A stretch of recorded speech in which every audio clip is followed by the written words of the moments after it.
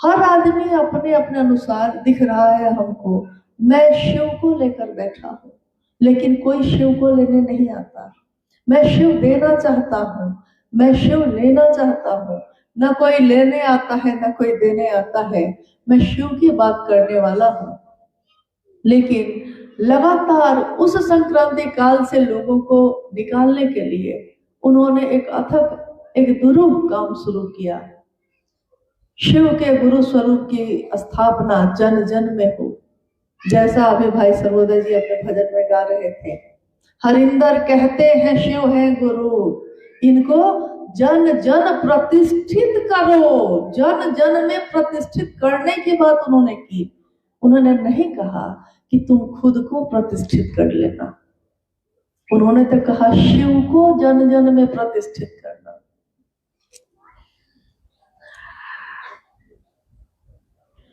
एक अद्भुत बात है साहब हरिदानंद जी के जीवन की।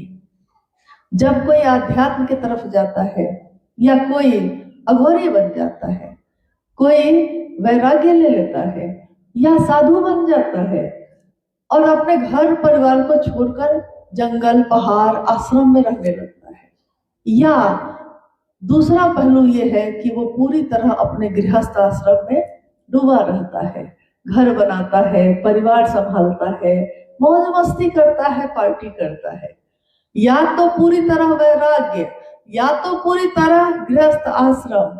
लेकिन आपने जितना भी उनके बारे में जाना है, आप खुद सोचिए और बताइए कि उनका जीवन आध्यात्म, लौकिक और पारलौकिक दोनों जीवन का एक साथ अद्भुत सम्मिलन है, एक साथ है। एक तरफ रोज कार्यालय भी जा रहे हैं, लेकिन ऐसा जीवन है उनका, ये हम सबके लिए सीखने की बात है। ऐसा जीवन है उनका कि जैसे पानी से भरा हुआ टब हो और तेल की एक बूंद उस पे डाल दीजिए आप, पानी में ही तो है वो तेल की एक बूंद, लेकिन न पानी में डूबती है और न पानी का प्रभाव उस पे है तो पानी में ही। इस जीवन में रहते हुए भी जीवन में रहिए, दुनिया में रहिए, लेकिन दुनिया के होके मत रह जाइएगा, ये कहा उन्होंने। तो हम जब ये कहते हैं कि शिव को गुरु बनाकर आदमी भटक जाएगा या उसका लौकिक जीवन प्रभावित होगा, तो ये आचरण से उन्होंने सिखाया कि ऐसा नहीं होता है। आप अपने जीवन को चलाने के लिए सुंदर तरीके से अपनी नौकरी भी कर सकते हैं, व्यापार भी कर सकते हैं, अपने काम को कर सकते हैं, दैनिक जीवन को जी सकते हैं, लेकिन इन सारी चीजों में जीते हुए भी आपका मन उस एक तेल की बूंद की तरह तैरता रहता है, महादेव की तरफ, महादेव के भाव से भरा हुआ। ये 3 सूत्र जो साहब के द्वारा निरूपित हुए, इन 3 सूत्रों का प्रभाव हमारे मन पे ऐसा होता है कि वो हमको हर संकीर्णता से बाहर निकाल देता है। सुबह से ये बात हो रही है, कल भी हम लोग आए, पूरा दुर्गापुर का क्षेत्र या पूरा पश्चिम वर्धमान ही कहिए, गुरु कार्य से ओतप्रोत है, इसमें कोई शक नहीं। हम में से बैठे हुए आज यहाँ लगभग सभी लोग अच्छे मन से महादेव का काम कर रहे हैं, अधिकांश लोग अच्छे मन से कर रहे हैं। आप इक्का दुक्का की बात कीजिएगा तो इक्का दुक्का की कोई विसात नहीं होती है, एक सैलाब के आगे एक तिनके की कोई विसात नहीं, लेकिन हम लोग उसको भारी बना देते हैं, बात कर करके उसके बारे में, जबकि उससे तो सीधे गुजर जाना है। हमको बात क्यों करनी है उस विषय में, जो मेरा विषय ही नहीं है, हम उसकी बात क्यों करेंगे। स्व अनुशासन, शिव शिष्यता में चाहे साप्ताहिक चर्चा स्थल हो, चाहे एक दिवसीय शिव चर्चा स्थल हो, हमको दुनिया में हर बात के बारे में समझ है। कल शाम की चर्चा में हम लोग बात कर रहे थे इस विषय में कि जब हम अपने बच्चे के स्कूल जाते हैं, स्कूल में कोई कहता नहीं है कि आप शांत रहिए, लेकिन आप हल्ला करते हैं, नहीं करते हैं, क्योंकि प्रिंसिपल से मिलने गए, पूरे स्कूल में कुछ से कुछ हो रहा हो, आप किसी चीज से प्रभावित नहीं होते, आप खुद ही सीधे तरीके से बैठते हैं, खुद ही शांत रहते हैं, खुद ही अनुशासन में रहते हैं। आपको हमको ये समझ है कि स्कूल का परिसर है तो उसके अंदर का अनुशासन क्या होना चाहिए। जब हम किसी हॉस्पिटल में जाते हैं, हॉस्पिटल में दिखाने गए हैं, डॉक्टर 2 घंटा 3 घंटा बाद आएगा, लेकिन हमको आपको ये समझ है कि हॉस्पिटल में लिखा हुआ है कि मोबाइल साइलेंट पे रखिए, तो आप मोबाइल साइलेंट पे रख लेते हैं। और आप अगर नहीं रखते हैं तो कोई आके कहता है कि सर आप अपने मोबाइल को साइलेंट कीजिए, मरीज है। हम तुरंत करते हैं, अरे भूल हो गई, सॉरी, माफ कीजिएगा, जबकि उससे कोई वास्ता नहीं है। स्व अनुशासन आ जाता है। शिव चर्चा स्थल, शिव की चर्चा की जगह, उस जगह पे हमको क्यों नहीं ये समझ है कि हमको वहां कैसे रहना चाहिए, वहां हमको कैसी बात करनी चाहिए, वहां मेरा बर्ताव, मेरा आचरण क्या होना चाहिए। गुरु का मंच है, चादर बिछाया हुआ ही है, मान लीजिए, यहाँ तो फिर भी मंच बना हुआ है, चादर एक बिछाई है आपने, लेकिन आपके मन ने उस स्थान को गुरु मंच का नाम दिया है कि नहीं। कोई माइक लेके बैठता है गुरु की बात करने के लिए, वो स्थल ही है गुरु की बात करने के लिए। यहाँ और किसी की बात नहीं हो सकती, यहाँ सिर्फ शिव के गुरु चर्चा हो सकती है। लेकिन हम ये अधिकार दे देते हैं बहुत लोगों को कि वो कुछ भी आके बोल सकता है।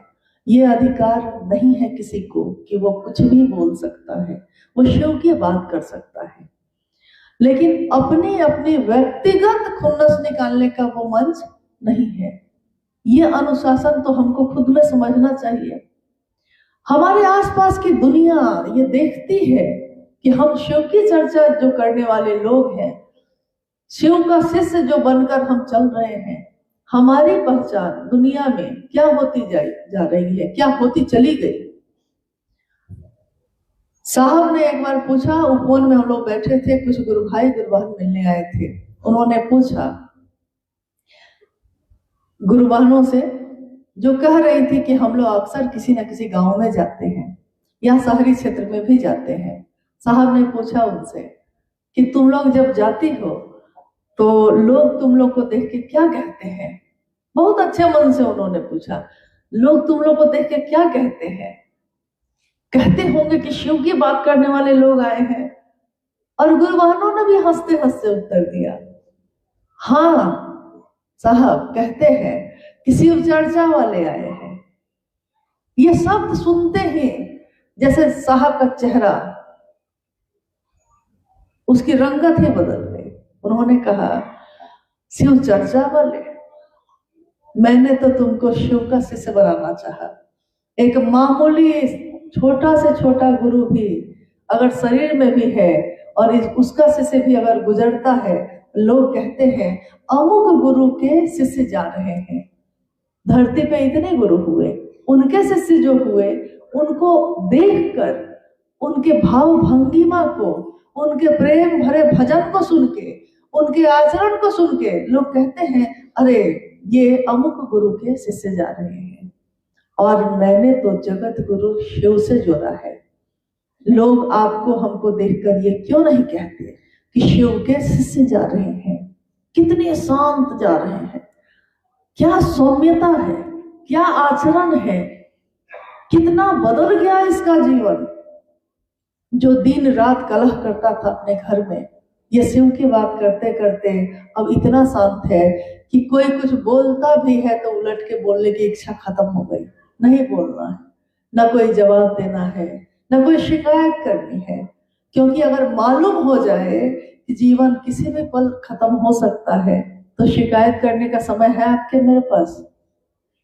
एक साधु राजा जनक के पास गए। जनक, जिनको कहा जाता था कि जीवन मुक्त है, वो जीवन में रहते हुए जीवन मुक्त, तो उस साधु ने पूछा कि मैं इतने दिनों की तपस्या करके आया, लेकिन मेरे समझ में नहीं आया कि जीवन मुक्त कैसे हुआ जाता है। आप तो राजा हैं, राजा जीवन मुक्त कैसे हो सकता है? साधु हो सकता है, राजा कैसे होगा?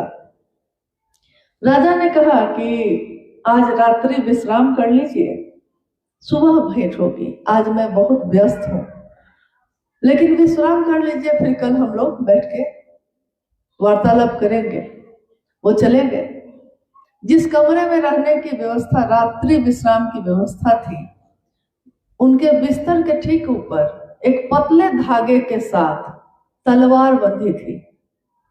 तलवार लटक रही है ऊपर, पतला धागा है, देखते ही लग रहा था कि कभी भी टूट सकता है, और उसके ठीक नीचे सोना है उनको।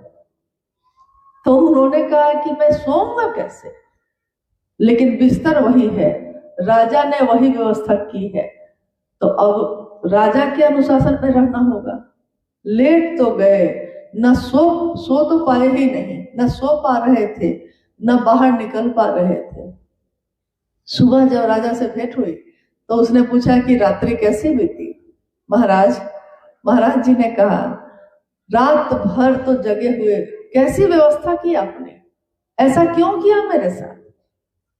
तो उन्होंने कहा कि आप ही ने तो कहा कि जीवन में रहते हुए जीवन मुक्त कैसे हुआ जाता है, आप जानना चाहते हैं कि जब मालूम हो कि तलवार कभी भी गर्दन पे गिर सकती है, तो आप चैन से बेखबर सो पाइएगा। जिसके घर में आग लगी हो वो घर के अंदर नहीं रह सकता। तो जीवन में हम हैं, लेकिन ये जीवन कब खत्म होगा ये कोई नहीं जानता। हमारे अपने हमारी आंखों के सामने चले जाते हैं। शमशान वैराग्य पैदा होता है, लेकिन जैसे ही शमशान से बाहर हुए सारा वैराग्य खत्म। इतना ही बार साहब ने कहा कि जीवन में रह तो रहे हैं आप, इस जीवन को सुंदर तो बनाइए। इंसान का जीवन मिला है, सबसे सुंदर गुरु है महादेव, सबसे बड़े गुरु है महादेव, उनको अपना गुरु बनाइए। हम कहते हैं दुकान में जाके कि लाइफ बॉय जैसा साबुन चाहिए, साहब कह रहे हैं कि लाइफ बॉय जैसा साबुन चाहिए, और दुकानदार कह रहा है कि भैया जब लाइफ बॉय है ही तो उसके जैसा क्यों चाहिए? गुरु शंकर रूपिणाम, गुरु कैसा होना चाहिए? शंकर के रूप जैसा होना चाहिए। साहब कह रहे हैं कि जब गुरु के रूप में शंकर खुद उपलब्ध है तो दूसरे की तलाश क्यों कर रहे हैं? जब एक है तो एक जगह हम लोग केंद्रित क्यों नहीं हो रहे हैं? मेरा इतना ही अनुरोध है कि जिस चीज को उन्होंने अपने जीवन की आहुति देकर पाई है और लोगों में बांट दी, हम आप उस योग्य हैं कि नहीं ये भी नहीं देखा, हम संभाल पाएंगे कि नहीं ये भी नहीं देखा। गुरु संभालना सिखा देंगे। गुरु की दया हमारे मन को संतुलन में ले आएगी। पहला सूत्र, दूसरा सूत्र, तीसरा सूत्र। दूसरा सूत्र तो करने में हम लोग को बहुत अच्छा लगता है, लेकिन पहला और तीसरा सूत्र, इस दूसरे सूत्र के कारण जो बीमारियां पैदा होती हैं उसको संतुलन देने का काम करती हैं। अगर हम महादेव से दया मांग रहे हैं निरंतर, अगर हम प्रणाम कर रहे हैं उनको लगातार, जब समय मिलता है करते हैं, तब आप लाखों की भीड़ में भी चर्चा करिएगा, अकेले में भी किसी से चर्चा कीजिएगा। कोई आपके लिए सोने का सिंहासन भी लगा देगा, कोई प्लास्टिक की कुर्सी भी देगा, आपके मन को इसका कोई प्रभाव नहीं पड़ेगा। आपका मन इन चीजों को नहीं पकड़ेगा।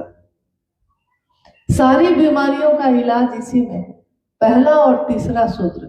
दूसरे सूत्र में जिसमें पूरी दुनिया है, तो दुनिया की अच्छी चीजें भी होंगी और दुनिया की विपरीत चीज भी तो होगी। सम्मान है तो अपमान भी है, पवित्र है तो अपवित्र भी है, स्थिति है तो परिस्थिति भी है। लेना ही पड़ेगा, जो दिया है सो तो लेना ही पड़ेगा। आज की इस संगोष्ठी का उद्देश्य भी जो गुरु भाई गुरु बहनों ने यहाँ बताया, मात्र इतना है कि काम तो सब कर रहे हैं, बहुत अच्छा कर रहे हैं, लेकिन एक मनसा से नहीं कर रहे हैं, व्यवस्थित रूप से नहीं कर रहे हैं। कर सब रहे हैं, इसमें कमी कहीं नहीं है। अनुरोध इतना ही है कि हमेशा जब आपके मन में काम की धुन रहेगी, जब हमारा मन काम में उलझा होता है, तो हमारे मन में दूसरी चीज प्रवेश करती है, नहीं करती है। घर में कोई काम लगा हो तो आपको दूसरी चीज याद आती है। हम कोई काम कर रहे हो, आप जब ऑफिस में बैठे हैं काम कर रहे हैं तो उस समय आपको दूसरी चीज याद भी आएगी तो आप अपने मन से हटा देते हैं, क्योंकि अगर ध्यान वहां एकाग्र नहीं कीजिएगा तो एक अगर अंक इधर से उधर हो गया तो अर्थ से अनर्थ हो जाएगा। रोटी तक बनाते समय हम लोग का ध्यान उसी पे रहता है, नहीं तो कभी कभी ऐसा हुआ है कि रोटी के जगह पे हाथ ही रख दिया है हमने, गलती से ध्यान उतर गया, ध्यान भटक गया, तो ये भी कर दिया है। तो कम से कम शिव भाव में इतना भर तो हम कर सकते हैं कि एक मनसा से साथ मिलके साथ मिलके चलने का अर्थ ये नहीं होता है कि हम लोग जितने लोग बैठे हैं चलिए सब एक साथ बाहर हुजूम की तरह निकल जाते हैं, ऐसा नहीं है। हम अलग अलग जगह पे रहने वाले लोग हैं, लेकिन हमारा मन, हमारा उद्देश्य तो एक हो सकता है। पूरी धरती पे कोई बात हो रही है, लेकिन हमारा आपका उद्देश्य अगर एक होगा तो कहीं संघर्ष है, कहीं संघर्ष नहीं है। साहब ने जब भी महादेव की बात देनी चाहिए, उन्होंने कहा, एक बार हम लोग सब बैठे थे तो उन्होंने कहा कि मैं जितना भर आज तक बता पाया लोगों को, अध्यात्म एक पूरी दुनिया है, अध्यात्म एक पूरी दुनिया है, लेकिन अभी मैंने सिर्फ अध्यात्म का अ बताया है। अभी तो ध य त म सब बाकी है, लेकिन अ ही कहा था कि लोग मेरे पास से उठ के चले गए कि समझ गए साहब, समझ गए। इतनी ही ना बात है कि महादेव को अपना गुरु मानना, तीनों सूत्र करना, शिव का शिष्य बनना, इतनी ही तो बात है। अब आपकी क्या जरूरत? कहते हैं कि मतलब निकल गया तो पहचानते नहीं, वो जा रहे हैं ऐसे जैसे जानते नहीं। मतलब महादेव की बात समझ गए, अब हम खुद करेंगे। अब लोग जाने कि हम ही साहब हैं, अब लोग जाने कि हम ही ये हैं। ये ऐसी एक बात है, एक ऐसी पीड़ा जो साहब को असंख्य जगहों से मिली। उन्होंने कहा कि अभी तो बहुत सारी चीजें बाकी ही थी। उसी पे हंसते हंसते उन्होंने कहा कि एक बार क्या हुआ कि हवाई जहाज तो उड़ा लिया, लेकिन उतारेंगे कैसे ये तो जाना ही नहीं। हवाई जहाज उड़ाना तो शुरू में सीख लिया किसी ने, है तो कहानी एक आध जगह कहीं भी है शायद मैंने, लेकिन ये बात बहुत कुछ समझाती है हमको, आपको, क्योंकि ज्ञान ही लेना है ना, समझ ही लेनी है तो पूरी की पूरी लीजिए। अधकचरा ज्ञान तो और खतरनाक होता है, और ज्ञान के कांटे, अज्ञान को ज्ञान के कांटे से निकाला जाता है, लेकिन दोनों फेंक दिए जाते हैं। एक दिन हुआ यह कि एक व्यक्ति, है तो ये कहानी ही है, तो घटना ही, लेकिन ये बताती है हमको कुछ।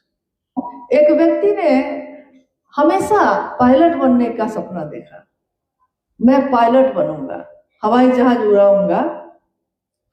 सीधे शब्द में कहिए तो हवाई जहाज का ड्राइवर, मैं पायलट बनूंगा। नहीं बन सका, कुछ गरीबी या कुछ लाचारी, परिस्थिति वैसी नहीं बनी, नहीं बन सका। लेकिन जब आदमी डॉक्टर नहीं बन पाता तो कम से कम कंपाउंडर बनना चाहता है। वो भी नहीं बन पाया तो दवा का दुकान खोल लेगा, लेकिन उसको मेडिसिन पसंद है तो वो उसी लाइन में कुछ ना कुछ करेगा। नहीं, कोई अगर कलेक्टर नहीं बन पाया तो कलेक्टर ऑफिस में भी कम से कम कोई पद मिल जाए कोशिश करता है। तो वो पायलट जब नहीं बन पाया, लेकिन हवाई जहाज का आकर्षण ऐसा था कि कोई ना कोई नौकरी मिल जाए, तो उसने रास्ता खोज लिया। हवाई अड्डा पे सुपरवाइजर की नौकरी उसको मिल गई। उस चीज का सुपरवाइज करने का, जो सफाई का काम करते हैं, हवाई जहाज जब नीचे उतरती है तो सफाई का काम करने का कहानी ही है, लेकिन कहानी सिखाती है कुछ।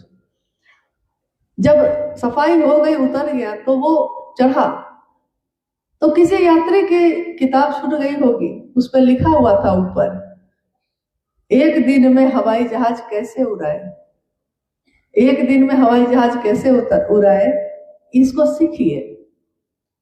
इतना पढ़ते उसको लगा कि यही तो हम ढूंढ रहे थे, अब तो मिल गया। हवाई जहाज के अंदर भी है, कोई है भी नहीं, सब तो नीचे उतर गया, उड़ा ही लेते हैं आज।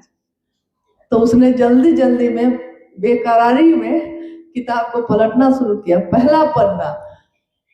और उस दिन साहब के कहने पे हम लोग कितना हंसे थे। साहब ने कहा पहला पन्ना, लाल बटन दबाइए तो हवाई जहाज स्टार्ट हो जाएगा। उसने तुरंत लाल बटन दबाया।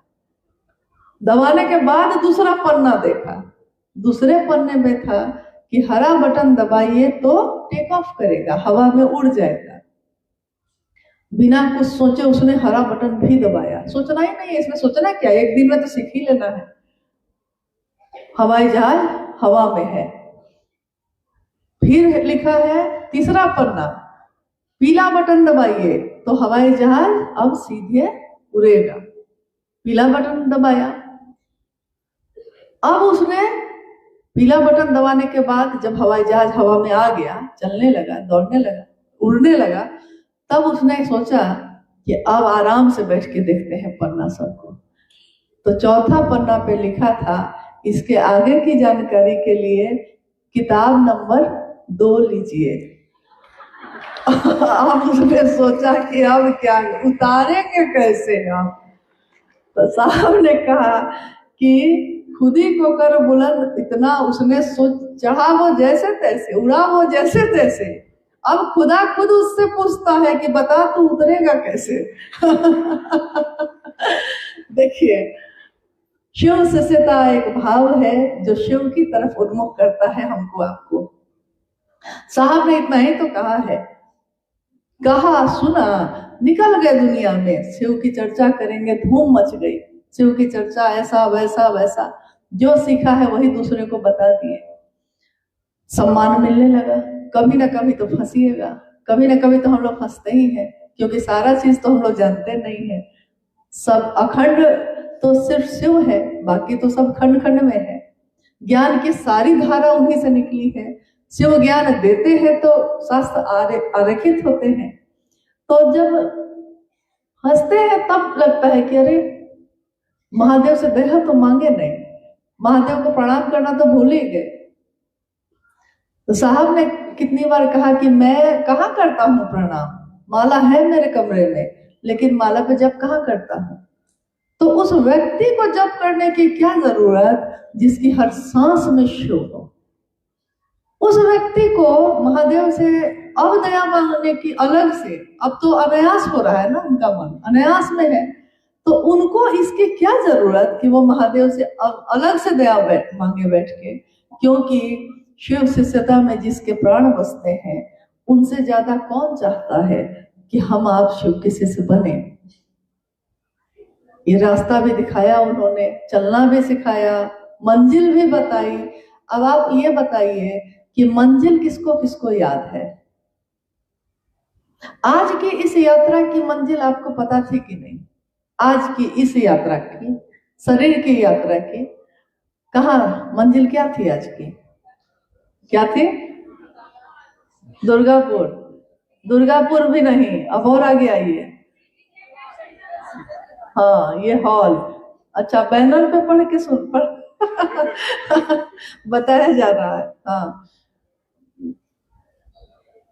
आज की इस यात्रा की मंजिल हमको भी पता है, आपको भी पता है। हम लोग कहाँ कहाँ से आए? हम तो रांची से आए, आप कोई दुर्गापुर के अलग अलग, कोई अंडाल से आया होगा, कोई दुर्गापुर से आया है, कोई कलकत्ता से भी बगल से आ गया है, कोई हावड़ा से भी आ गया है, कोई धनबाद से भी आ गया है। देखिए, आए जो जो यहाँ गुरु कार्य किए हैं। एक गुरु भाई ने लिख के भेजा था कि बाहर के गुरु भाई लोग यहाँ क्या कर रहे हैं। बात है कि जब गुरु कार्य करने आया है तो भाई उसका तो इतना बनता है। खैर, तो देखिए, हम आए अलग अलग से। दुर्गापुर तो एक पूरा शहर है, लेकिन हमने उस जगह को खोजा जहां हमको जाना है। सबके रास्ते तो अलग अलग थे आने का, हम अलग आए, सवारी भी अलग अलग थी। कोई ट्रेन से, कोई पैदल, कोई मोटरसाइकिल से, कोई गाड़ी से, सवारी भी अलग, रास्ते भी अलग, लेकिन आज की ये मंजिल आपको पता थी, तो हम पहुंच गए कि नहीं? शिव से सीता की मंजिल क्या है? परिणाम है ना इसका। शिव को गुरु माना है ना हमने, किस लिए माना? कोई किसी का विवाह करता है, विवाह का परिणाम क्या है कि अब विवाह हो गया है तो आप पति हैं, आप पत्नी हैं, इससे पहले तो नहीं थे। तो अब पति पत्नी तो हो गए, लेकिन अब परवाह शुरू होती है। रिश्ता बनाने के लिए किसी चीज की जरूरत नहीं है, अब परवाह शुरू होती है। मंजिल है भगवान शिव स्वयं, रास्ता है शिव से सीता का राजमार्ग, और तीनों सूत्र पाथेय है। यानी रास्ते में, जैसे अभी बहुत लोग को देखिए सबके हाथ में पानी का बोतल है, प्यास लग रही है तो पी रहे हैं ना। पाथेय का अर्थ होता है रास्ते में भूख प्यास लगे तो जो खाने पीने की चीज हम रखते हैं वो चीज। शिव शिष्यता के रास्ते में जब भी आपको मन को एकाग्र करने की जरूरत पड़ती है तो तीनों सूत्र काम आते हैं। लेकिन मंजिल पता है कि नहीं? मंजिल है भगवान शिव स्वयं। न आपकी मंजिल हम है, न मेरी मंजिल आप है। रास्ता एक ही है, अलग अलग रास्तों से आके हम उस मूल रास्ते पे मिल रहे हैं। लेकिन मंजिल अगर याद रहेगी, मंजिल अगर पता है, संकल्प अगर पता है, तब रास्ते में कोई संघर्ष नहीं, किसी से कोई शिकायत नहीं, समय ही नहीं है। सावन में कभी शिवशिष्य होके तो फिर नहीं गए, शिवशिष्य होने के बाद तो नहीं गए। बचपन में 3 बार गए थे कांवड़ लेकर। आप में से भी कोई कभी गया है क्या? देवघर में हम लोग सावन में कांवड़ में जल लेकर जाते थे। मेरे पिताजी हर साल जाते थे, हम 3 साल जा पाए। आप में से कभी कोई देखा होगा या कभी गया होगा? गए हैं कोई आप में से? कोई जब गए थे तो रास्ते में कौन कौन आदमी मिला था, याद है क्या? उस समय भी, अगले दिन भी आपको याद था कौन कौन मिला? हाथ में क्या था? शिव के नाम का संकल्प कहा जाता है। उस जल को संकल्प लिया है आपने, चले थे रास्ते में। उस रास्ते में कंकर पत्थर थे कि नहीं? एक जगह तो सुइया पहाड़ भी मिला था। उस समय तो सुइया पहाड़ में सही में सुई जैसे चट्टान थे। अब सुनते हैं कि अच्छा हो गया है। सुइया पहाड़ ने पैर को छालों से भर दिया था, अंगूठे का नाखून भी उखड़ गया था। ऐसा बहुत लोगों के साथ होता है। जब भी आपने देखा होगा कि कोई अगर उसके लिए कि आप जहां से संकल्प लेते हैं और जहां पे जल चढ़ाना है, उसके लिए एक रास्ता बना होता है। क्या रास्ता बना होता है कि नहीं? कच्चा पक्का रास्ता तो बना होता है। जिसको भी उस मंजिल तक पहुंचना है, उसको उसी रास्ते पे चलना होगा कि नहीं? चलना तो होगा उसी रास्ते पे। शिव शिव नाम का संकल्प है, जल है। इसका जल का मंत्र है बंग। हालांकि उसका अपभ्रंश हो गया है तो बोल बम लोग कहते हैं, ऐसे उसका बोल वंग है। वंग मतलब जल का मंत्र, बीज मंत्र। लेकिन बम बम बोला है आपने, बोल बम, वंग नहीं बोला है। सबने बोल बम बोला है, लेकिन भाव आपके सही है। शब्द इधर उधर हो गए, भाव लेकिन संकल्पित है। और शिव पे जाना है, मंजिल पता है, उस मंदिर में शिवलिंग पे जल चढ़ाना है। रास्ते में कितने लोग मिले देख रहे हैं हम, दृष्टा बन के। दृष्टा मतलब साक्षी भाव से देख रहे हैं, अच्छा ये भी जा रहा है, ये भी जा रहा है। हर व्यक्ति एक दूसरे का मनोबल बढ़ा रहा है। जान पहचान भी नहीं है, पहचान भी नहीं है, फिर भी कहता है चलो बम, चलो इंजन बम, माता बम, बेटी बम, चलो बम। मनोबल बढ़ा रहा है एक दूसरे का। कोई किसी को मारते देखा क्या? किसी पे चिल्लाते देखा है कभी? छोटी सी यात्रा है, 3-4 दिन की यात्रा होती है मुश्किल से। अगर लोग रास्ते में रुकते हुए जाते हैं, तब रुकते भी हैं तो ध्यान पूरा उसी पे लगा हुआ है। ध्यान शरीर से रुक गया है, खाना बनाया है, खाया है, लेकिन उसके ध्यान में मंजिल ही घूम रही है। दूसरी चीज नहीं घूम रही है। वहां पहुंच के जब जल चढ़ा लिया है, अब सब कुछ दिख रहा है। अब सब कुछ दिख रहा है, क्या खाएंगे, कहाँ रहेंगे, थोड़ा इन्हें घूम लेते हैं, थोड़ा उन्हें घूम लेते हैं, अब सब दिख रहा है। लेकिन जब तक मंजिल के जुस्तजू में ये कारवां चल रहा था, मंजिल के सिवा कुछ भी नहीं याद आया था, कुछ नहीं।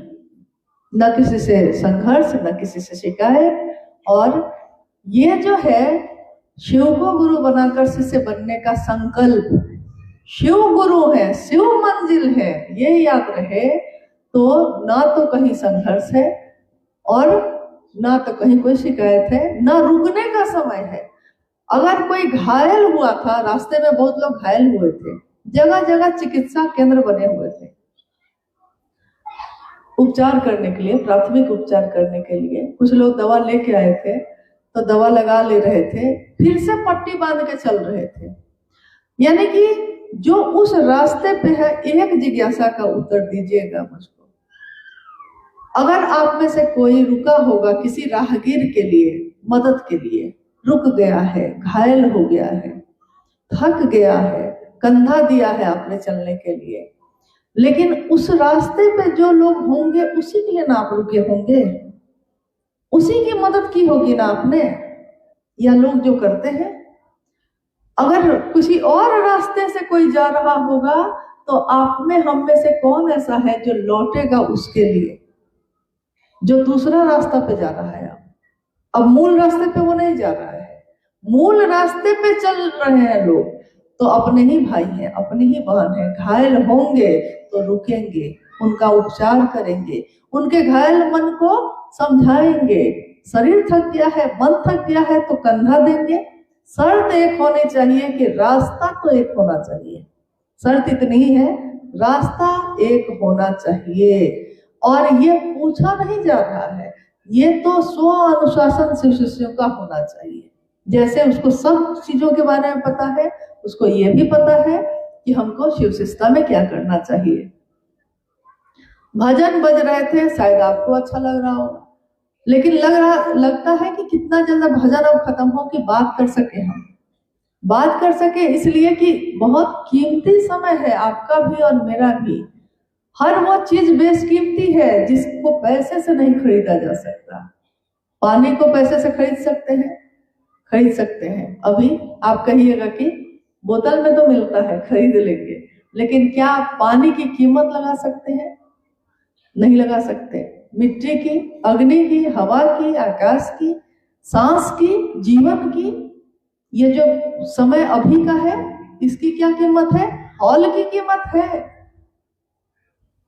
हॉल को बुक करने के लिए कीमत लगी है, लेकिन आपका जो समय है, मेरा जो समय है, ये बेशकीमती चीज है जिसकी कोई कीमत ना आप मुझको दे सकते हैं, ना मैं आपको दे सकती हूँ। और साहब श्री ने, बंगाल की ही संगोष्ठी हुई थी शाखा मैदान में, आप में से कुछ लोग 29 अक्टूबर को हुई थी, आप में से कोई उस संगोष्ठी में शामिल हुआ था? आप में से कोई? साहब के द्वारा ये कार्यक्रम, 3 दिनों का ये कार्यक्रम शाखा मैदान में था। 29 अक्टूबर सन 1916 2016। आप में से कोई उसमें शामिल हुए थे? आप लोग शामिल हुए थे ना? आप लोग कोई इधर शामिल हुए थे? साहब ने बंगाल के, पूरे बंगाल से 3000 लोग उस संगोष्ठी में शामिल हुए थे। साहब श्री ने कहा, मंडल सर भी यहाँ बैठे हैं, साहब ने इनसे कहा कि मंडल सर, एक दिन पहले रात में हम लोग भी बैठे हैं, उन्होंने इनसे कहा कि मैं ये सोच रहा हूं कि लोगों को बुला तो लिया है, उनको दूंगा क्या? साहब सोच रहे हैं कि मैं क्या दूंगा। और कल होके चर्चा में भी उन्होंने ये बात कही, उसका वीडियो आज भी हो सकता है आप लोग सुनते होंगे, उसको फिर से सुनिएगा ध्यान से। साहब श्री हरिनानंद जी अपने गुरु भाई गुरु बहनों को भी कह रहे हैं, और हम सबों को भी कह रहे हैं, ये बात सबको लिए है ये बात। उन्होंने कहा कि अगर शिव के शिष्यों को आप कुछ दे नहीं सकते, कुछ तो दे सकते हैं आप, 2 कदम तो महादेव की तरफ बढ़ा सकते हैं। अगर आप शिव के शिष्यों को कुछ दे नहीं सकते तो शिव के शिष्यों को बुलाने का अधिकार आपको किसने दिया? ये शिव के शिष्य हैं, खिलौना नहीं है कि जब चाहिए खेलते रहिए। मन नहीं लग रहा है तो कार्यक्रम कर लेते हैं, मन नहीं लग रहा है तो चलिए आज यही 1 दिवसीय कर लेते हैं, बहुत दिन हो गया अच्छा नहीं लग रहा है। शिव के शिष्य हैं ये। जो शिव की बात करता है वो चलते फिरते मंदिर होते हैं, चाहे उसकी जो योग्यता हो। गुरु उसका शिव है, हम आप कौन है? लेकिन हम अगर शिव के शिष्यों को बुलाते हैं, जितना भर भी हम लोगों ने अपने साहब से सुना है, समझा है, उतना भर अगर उसको दे सकते हैं तब तो बुलाइए, और अगर नहीं दे सकते हैं तो बिल्कुल मत बुलाइएगा। ये साहब श्री के उस दिन के वचन है। उन्होंने कहा यह एक आध्यात्मिक अपराध है और इस अपराध की क्षमा गुरु भी नहीं करते हैं। क्षमा जिसे कर सके न तुम भी, हो जाए कोई ऐसी भूल। महादेव भी जिसको क्षमा न कर सके, ऐसा काम शिव शिष्यों को नहीं करना चाहिए।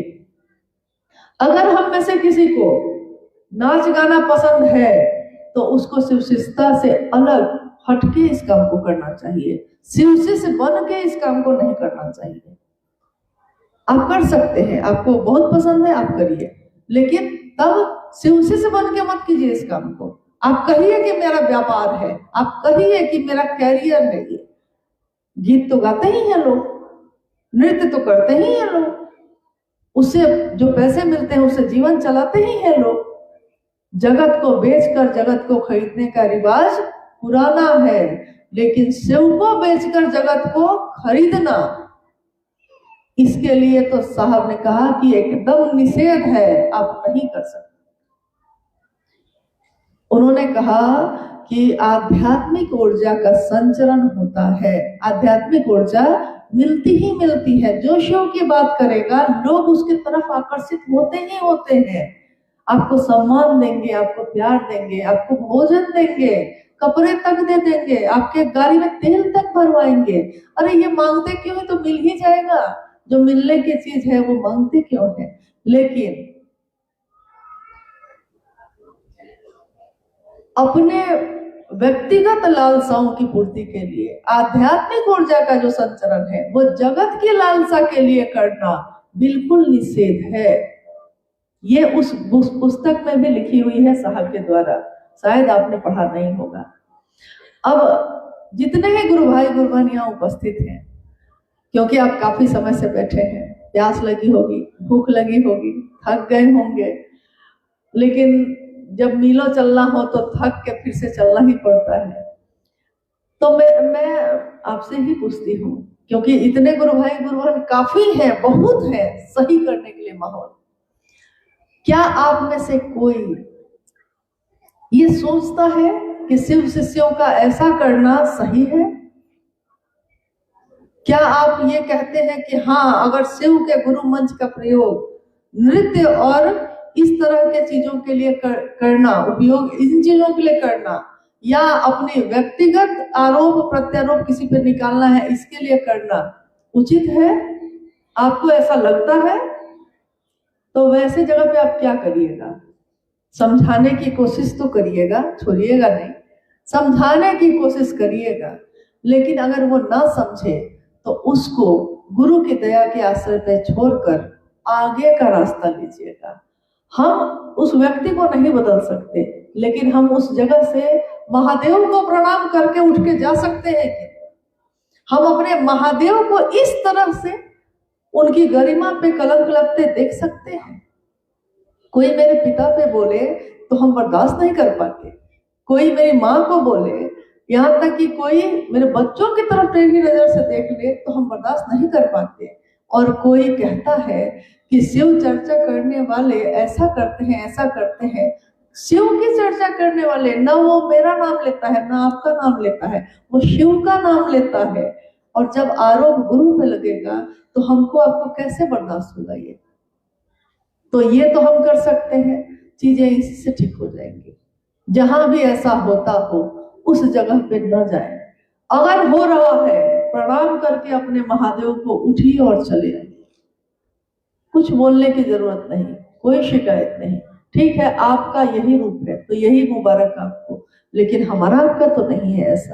ऐसा क्या मिल जाएगा जो महादेव से नहीं मिलेगा? तो महादेव की गरिमा के लिए, अपने गुरु के लिए हम लोग ये कर सकते हैं क्या? कर सकते हैं कि नहीं? कर सकते हैं। यही सहयोग आपका सबसे बड़ा होगा, शांत रूप से। लेकिन कोई क्रोध करने की जरूरत नहीं है, क्योंकि जो वो समझा है वो समझ ही नहीं पा रहा है कि वो क्या कर रहा है, तो उसकी इतनी ही समझ है।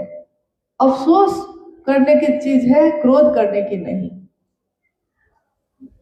अब हम लोग आते हैं कुछ जिज्ञासाओं पे जो कि दिख रही है। थकान ज्यादा हो गई है क्या? नहीं, थोड़ी देर का समय चलेगा ना? बताया हाँ, जिज्ञासा बोलो। जिज्ञासा है, शिव गुरु की श्रेष्ठता में गुरु भाई गुरु बहन का संवेदनशीलता अनिवार्य समझाने का कृपा किया जाए।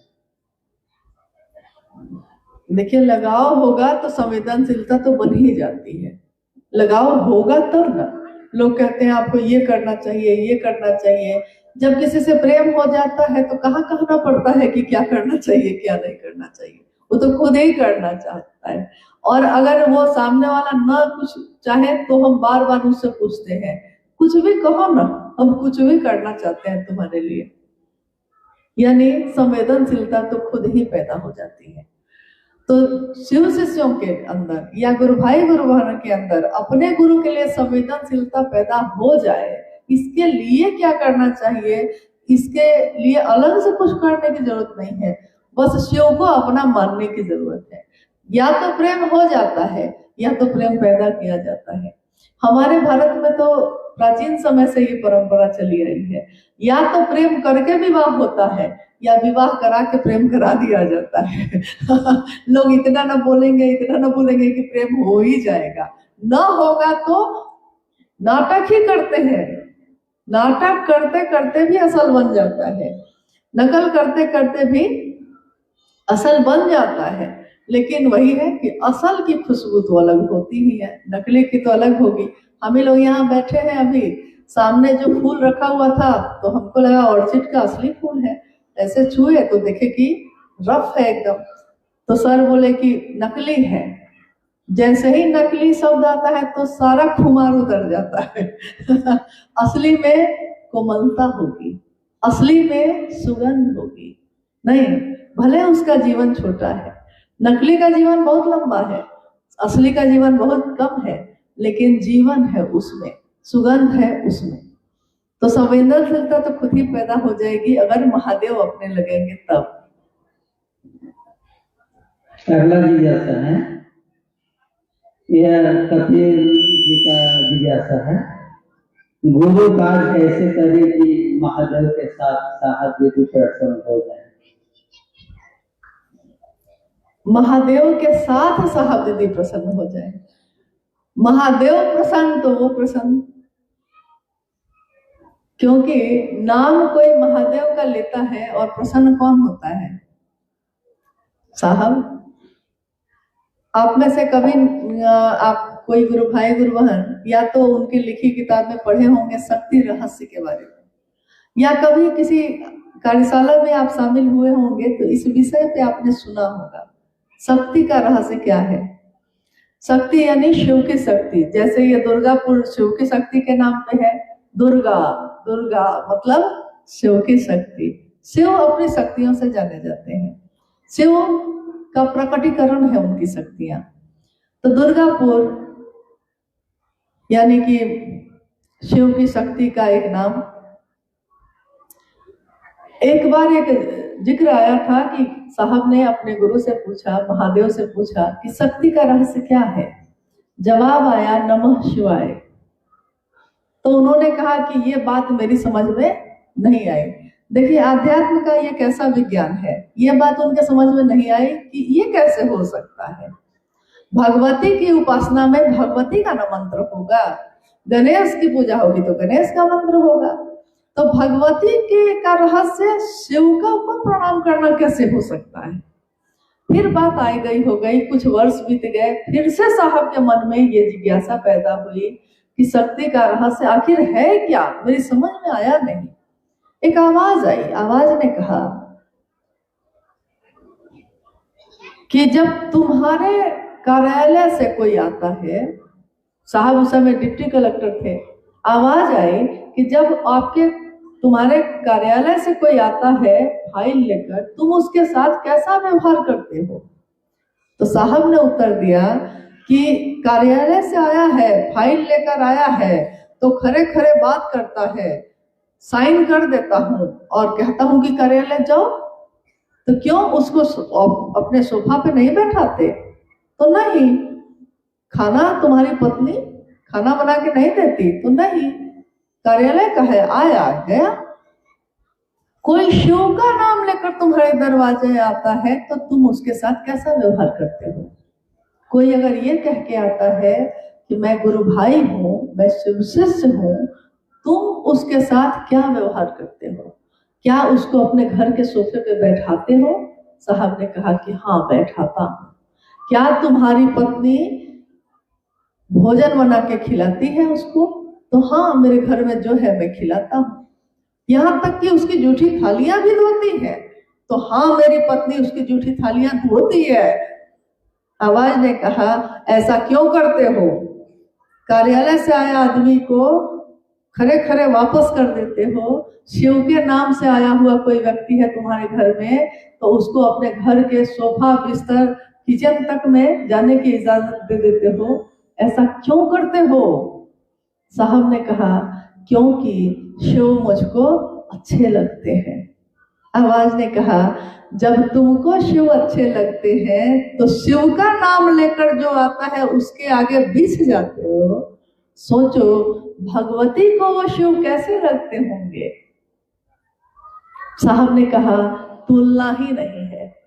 तुलना नहीं है कि भगवती को वो शिव कितने प्रिय होंगे जो उन्हीं की शक्ति है।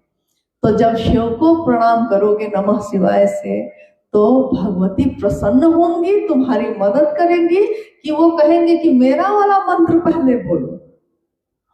तुलना नहीं हो सकती। शक्ति का रहस्य नमः शिवाय है उस समय। और जिज्ञासा अभी क्या आई है।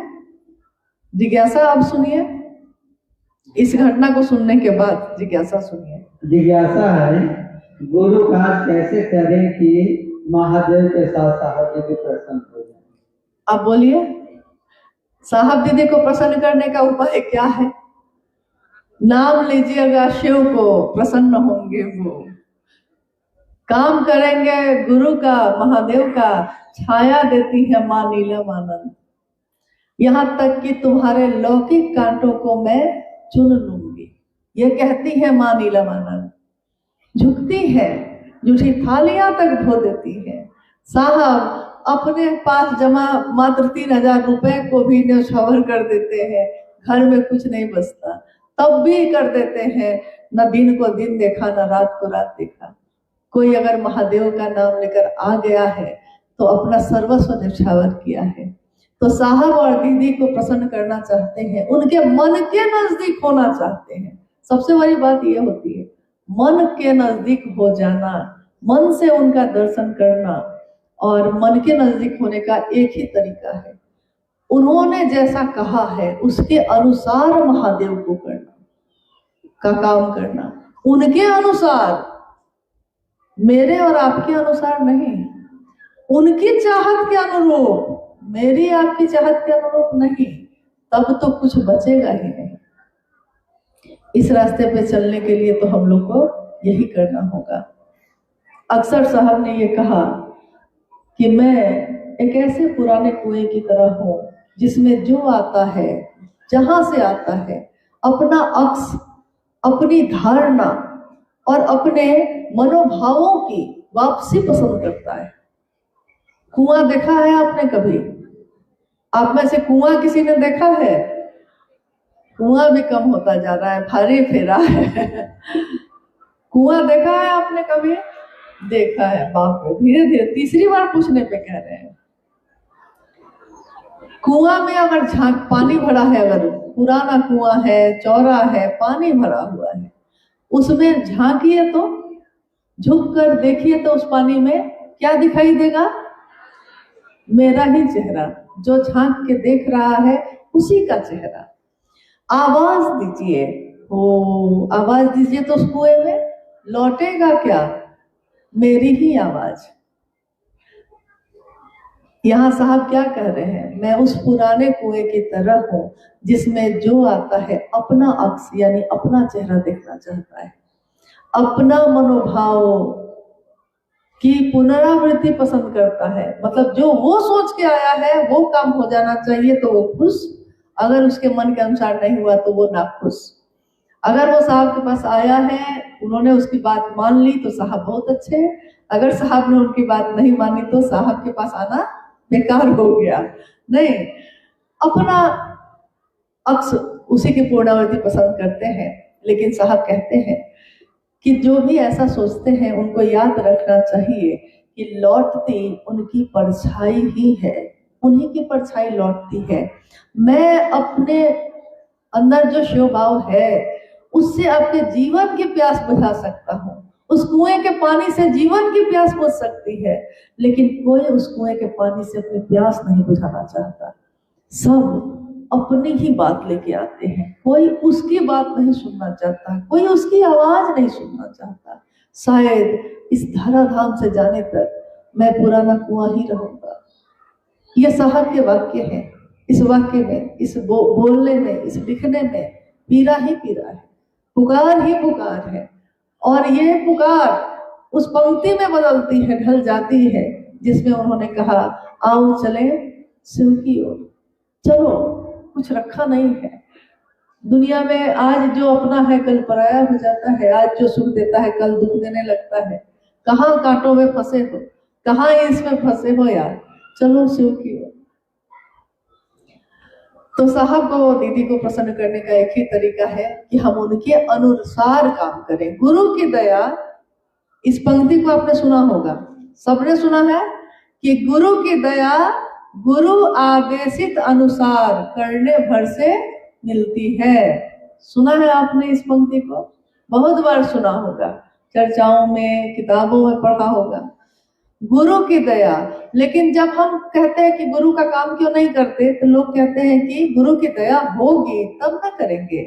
लेकिन साहब कह रहे हैं कि गुरु की दया गुरु आदेशित अनुसार करने भर से मिलती है, गुरु के अनुसार करने भर से मिलती है। मतलब उनके अनुसार करिएगा तब ना दया मिलेगी। उसी पे कल हम लोग इस पे बोल रहे थे कि एक बार एक व्यक्ति आए साहब के पास, उन्होंने कहा मेरी संतान नहीं है, मेरी बहुत चाहत है कि हमको संतान हो। साहब ने पूछा कि कितना दिन हो गई शादी को, शादी हुए कितना दिन हो गया?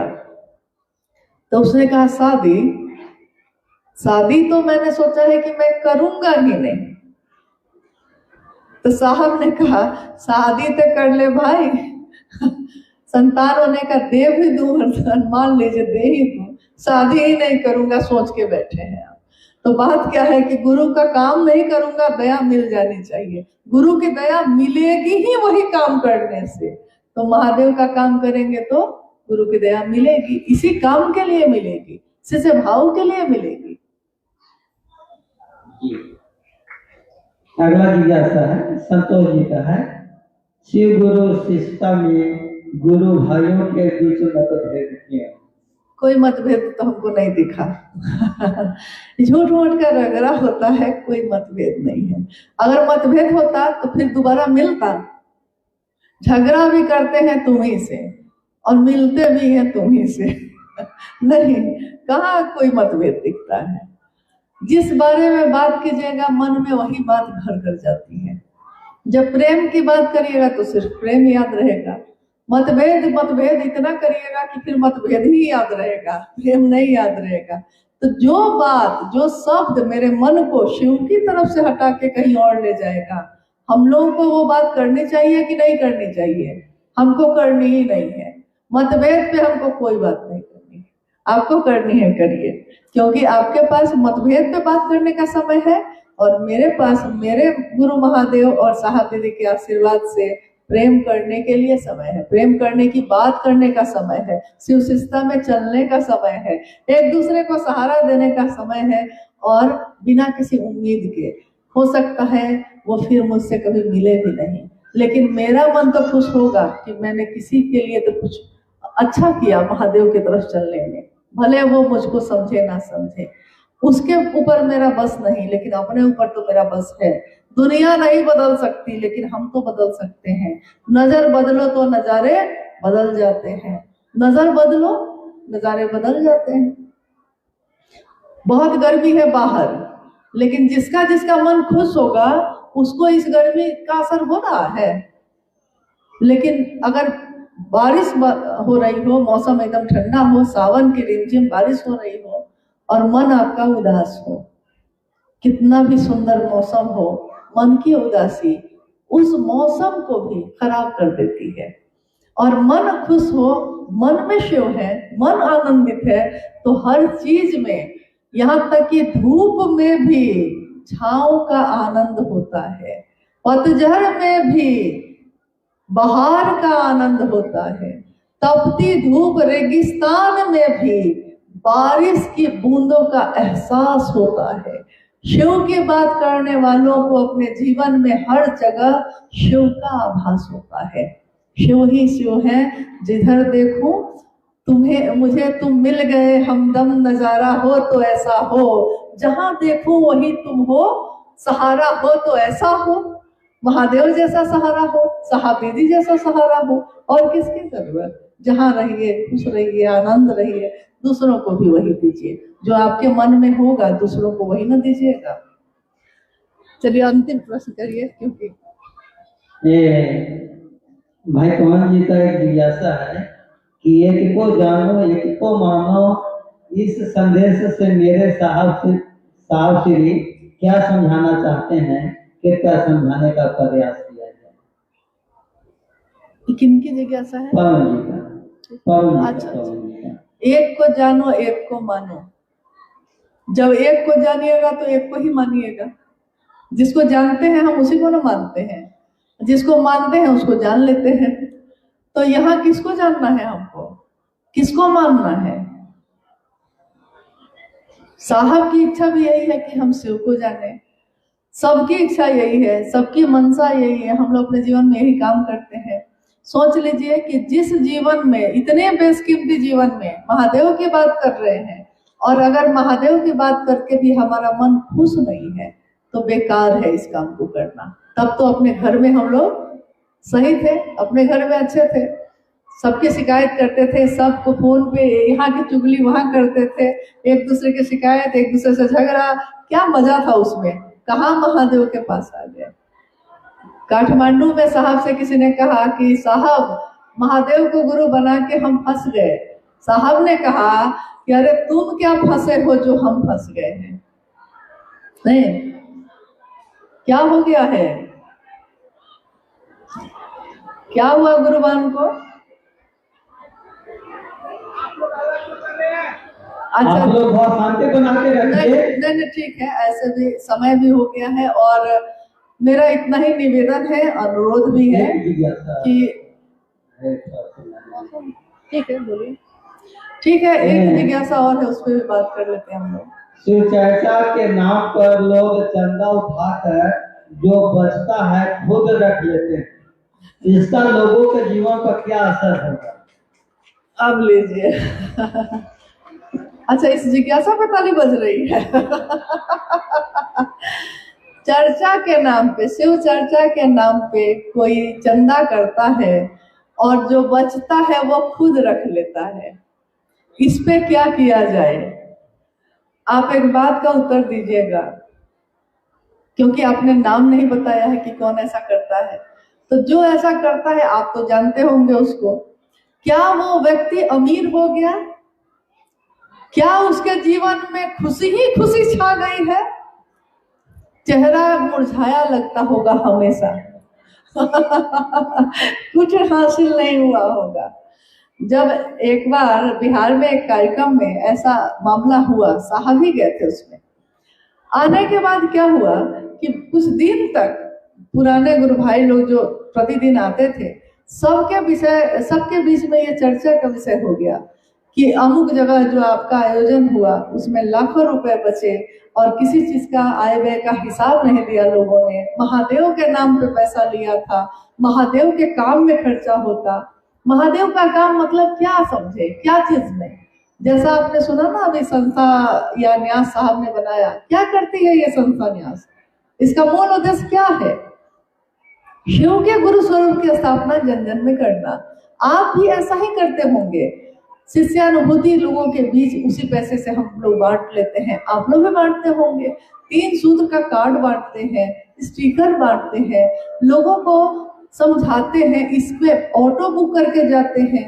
महादेव का काम अगर बढ़ाते हैं, सब अपना पैसा लगा के बढ़ाते हैं, तो इसका परिणाम वो होता है कि पूरा दिन उसके आगे भी जो जीवन है सब आह्लाद में बीतता है, खुशी में, किसी बात का तनाव नहीं, किसी बात की चिंता नहीं। मेरे गुरु के लिए मैंने एक ईंट ही लगाई है इस इमारत में, लेकिन ये ईंट मेरी है जो लगी है। ये बात, ये एहसास मेरे मन को खुश रखता है, लेकिन मैंने इसमें से एक ईंट चुरा ली है, ये इमारत जो बुलंद हो रही है। तो ये एहसास मेरे मन को हमेशा, एक अपराधी को भी पता होता है कि वो अपराध कर रहा है, ऐसा नहीं है कि उसको नहीं पता होता। अगर कोई अपराध करता है, कोई हत्या भी करता है, तो उसको पता होता है, उसका मन उसको बताता है कि ये अपराध है, फिर भी वो अपने मन की आवाज को दबा देता है।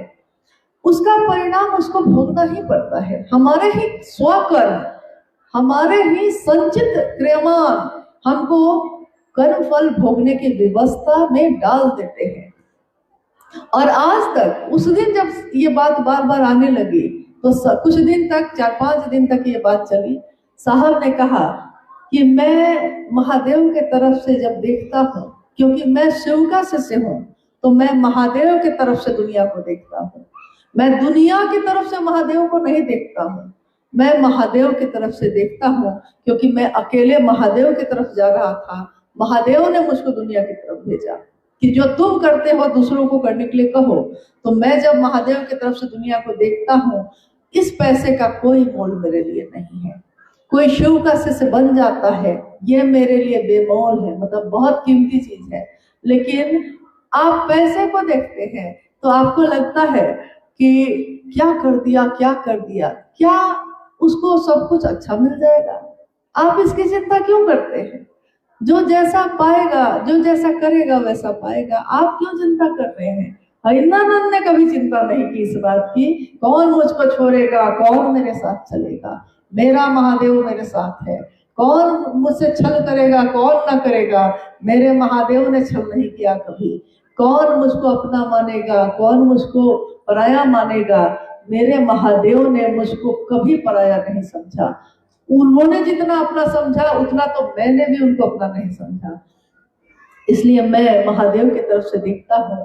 तो पैसे का मोल आपके नजर में है, अभी आप भारत में हैं, तो नोट जो है, जो उस दिन साहब ने कहा, आपके नजर में ये नोट जो है बहुत कीमती है, भारत में चल सकता है। जाइए तो चीन में जाइए, जापान में जाइए, बगल में नेपाल में चले जाइए। नेपाल तो वहां से नजदीक ही था, पटना की घटना है ये, पटना में हम लोग थे उस समय। साहब ने कहा नेपाल चले जाइए ना, भारत का नोट नेपाल में नहीं चलेगा, तो क्या इस धरती का नोट महादेव के पास चलेगा? नहीं चलेगा। तो आप कहिएगा कि ऐसा कर लेते हैं, उनके साथ क्या करना चाहिए? जो महादेव करेंगे उससे ज्यादा आप कर लेंगे क्या? महादेव तो चेहरे की खुशी छीन लेते हैं। आध्यात्मिक अपराध महादेव के नाम पे ना करें कोई।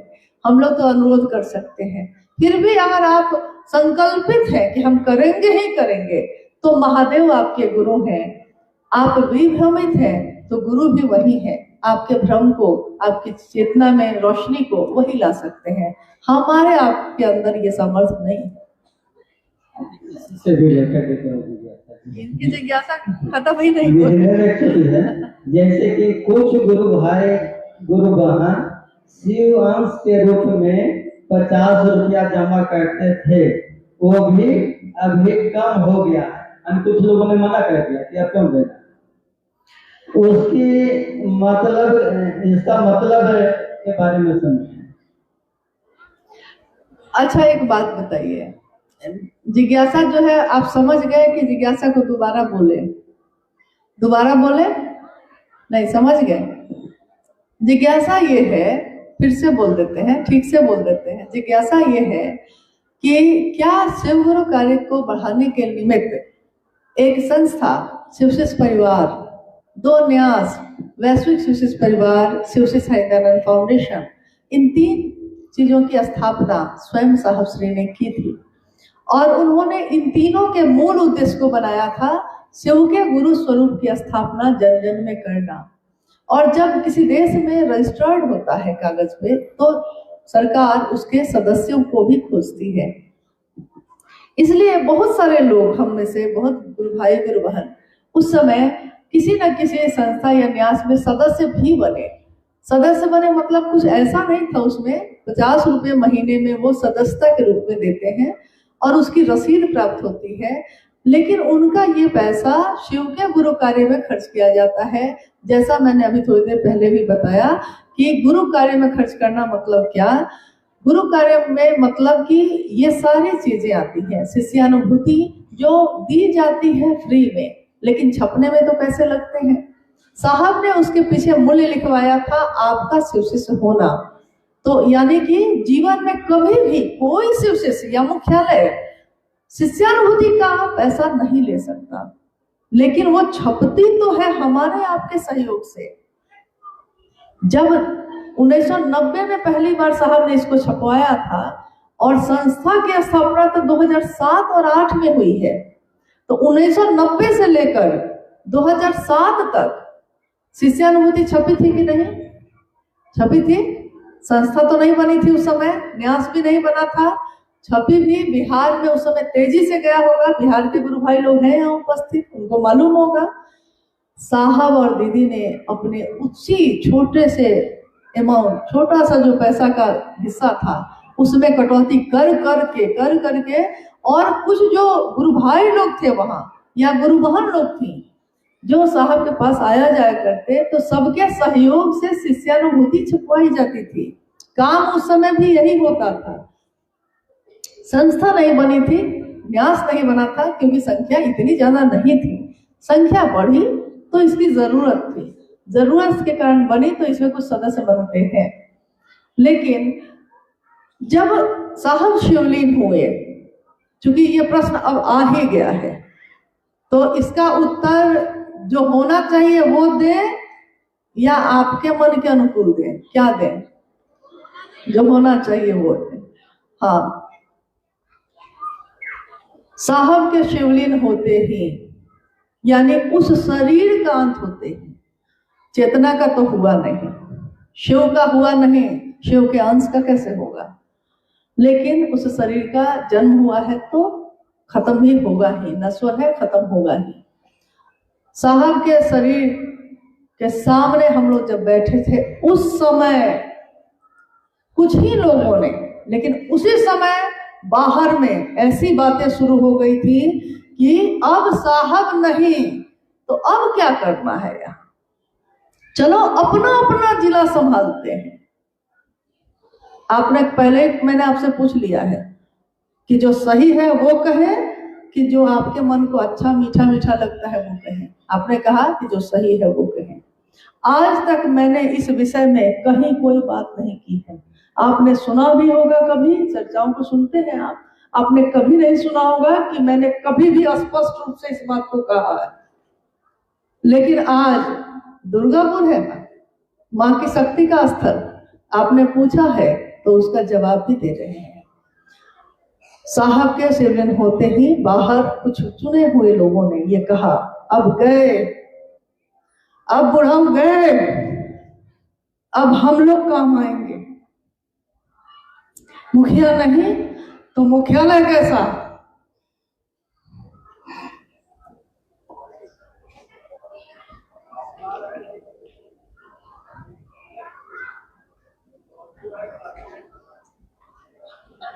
ये वो लोग थे जिनको माँ नीलम आनंद ने रोटियां खिलाई थी, अपना नमक खिलाया था, अपने घर में अपने बच्चों का पेट काट कर उनकी पूर्ति की थी। ये कोई नए लोग नहीं थे, क्योंकि नए लोग कोई ऐसा नहीं बोल रहे थे, सबकी आंखों में आंसू थे।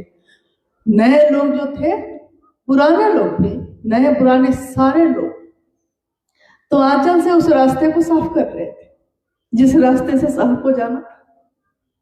उनके आंचल, उनके कपड़े उस रास्ते की धूल को पोंछ रहे थे जिधर से साहब को जाना था। लेकिन उस अवस्था में, उस जगह पे जिन लोगों ने ऐसी बात कही, उस समय तो हम लोग को होश नहीं था।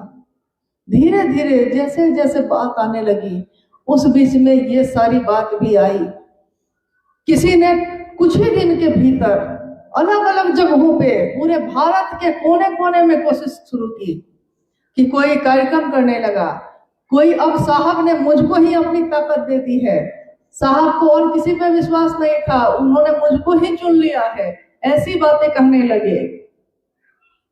कुछ लोगों ने अलग ट्रस्ट बनाया, अलग संस्था बनाई, कोई दिक्कत नहीं है, लेकिन हम लोगों को ये पता होना चाहिए, क्योंकि हमको अलग कुनवा करना है, हमको अलग खड़ा करना है। एक व्यक्ति ने बहुत साल पहले साहब के साथ चले थे, वो बिहार के थे। बहुत साल पहले एक मामला आया था, उनका उनके भाई से झगड़ा हुआ था किसी बात को लेकर। वो साहब के पास आए थे और उन्होंने कहा मेरे भाई को शिव शिष्टता से निकाल दीजिए। साहब ने कहा मैं ये नहीं कर सकता, मैं शिव शिष्य बना सकता हूँ लेकिन शिव शिष्टता से मैं निकाल नहीं सकता। कहते हैं कि मामूली बातों पे वर्षों के याराने जाते हैं। और उस व्यक्ति ने गुस्से में खड़े होकर कहा था साहब को, मैं आपके खिलाफ दौरा करूंगा। और साहब ने शांत मन से पान खाते हुए, क्योंकि उस जगह पे मैं नहीं थी, मुझको ये पूरी घटना माँ नीलम आनंद जी ने सुनाई थी। उनकी आंखों में उस समय भी आंसू थे, ये सुनाते समय भी आंसू थे। उन्होंने कहा कि मैं आपके खिलाफ दौरा करूंगा बिहार का। और साहब ने पान खाते हुए शांत स्वर में कहा था, चल सकिएगा तब ना। उन्होंने कहा कि आपके खिलाफ लिखूंगा। साहब ने कहा लिख सकिएगा तब ना, मैं माइक से बोलूंगा, बोल सकिएगा तब ना। लेकिन साहब ने कहा, लेकिन एक मित्र होने के नाते, एक शुभचिंतक होने के नाते मैं ये कहता हूं कि आप जरूर इस काम को करिएगा। और वो व्यक्ति निकल गए। कुछ दिनों में पता चला पूरा शरीर लकवाग्रस्त होकर बिस्तर पे पड़ा है।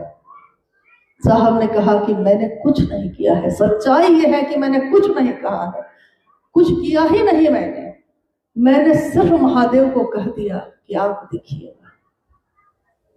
मैं महादेव के नाम पे किसी से समझौता नहीं कर सकता।